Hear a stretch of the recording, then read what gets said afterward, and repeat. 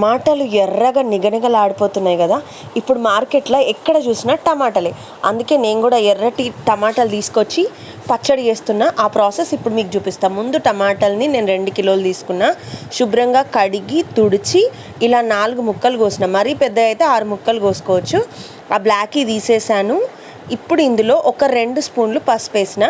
మనం దొడ్డుప్పు అదే కల్లుప్పు కూడా వేద్దాం. అదెంత అంటే 2 కిలోలకి 400 గ్రాములు వేసేసి ఈ ఉప్పు పసుపు మంచిగా ముక్కలకు పట్టేటట్టు మంచిగా కలపాలి. ఓకేనా.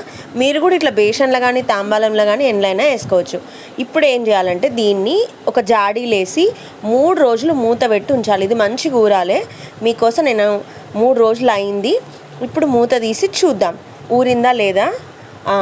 మంచిగా ఊరింది. ఇది చూసినరా, ఇలా నీళ్ళన్నీ ఊరినాయి అన్నమాట. ఇట్లా ఇప్పుడు ఏం చేయాలంటే ఈ టమాటాలని రసం అంతా అందులోనే పిండి ఆ టమాటాలని మాత్రం ఒక బేషన్లో వేసి లేకపోతే ఒక మూతలేసి ఎండబెట్టాలన్నమాట, ఎండల. ఓకేనా.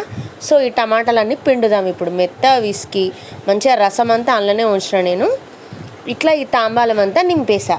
ఇప్పుడు ఏం చేయాలంటే దీన్ని ఎండలో ఎండబెట్టాలి. ఇప్పుడు ఎండాకాలమే కదా, ఎండ మస్తు కొడుతుంది, జల్దే ఎండుతుంది. 2-3 రోజులు అవసరమే లేదు. ఓకేనా. ఇప్పుడు ఈ రసాన్ని ఏం చేద్దామంటే పక్కా పెడదాం.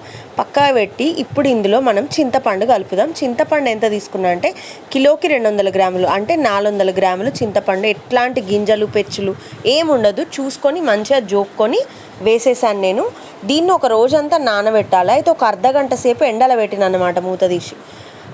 ఇప్పుడు ఏం చేద్దాం, టమాటాలు ఎండినాయి, మరి మంచిగా కరకరలాడుతాయి. నెక్స్ట్ ఏం చేయాలంటే ఇందులో ఈ టమాటా ముక్కల్లో సగమేమో మెత్తగా పొడి చేసిన, అంటే మరీ మెత్తగా కాదు, కొంచెం బరకగానే సగమేమో అట్లనే ఉంచిన.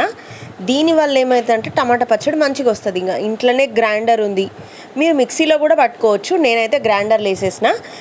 ఇప్పుడు కొంచెం కారం వేసిన. కారం ఎంత అంటారా, 2 కిలోలకి 1/2 కిలో. ఓకేనా.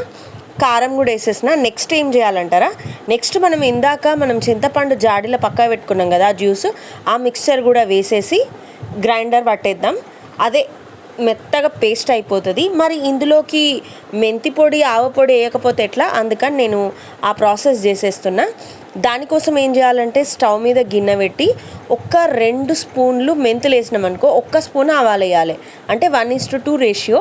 నేను 4 స్పూన్లు మెంతులు వేసిన, 2 స్పూన్లు ఆవాలు వేసిన. మంచిగా ఏగిన ఇవి ఏం పాలనమాట. నెక్స్ట్ మిక్సీ జార్లో వేసుకొని దీన్ని మెత్తగా పొడి చేసుకోవాలి. మనం ఒక్కసారి తిప్పేద్దాం. గిర్రన అయిపోయింది, మెత్తగా పొడి రెడీ అయింది. ఈ పొడిని ఏం చేయాలి అంటే ఈ మిక్స్చర్ ఉంది కదా మన టమాటా పచ్చడి, అందులో వేసేసిన గ్రైండర్లా అయిపోతుంది, కథం. ఇంకా ఈ టమాటా పచ్చడి మెత్తగా అయిన తర్వాత దీన్ని ఒక జాడీలోకి ఎత్తిపెట్టుకున్నా నేను.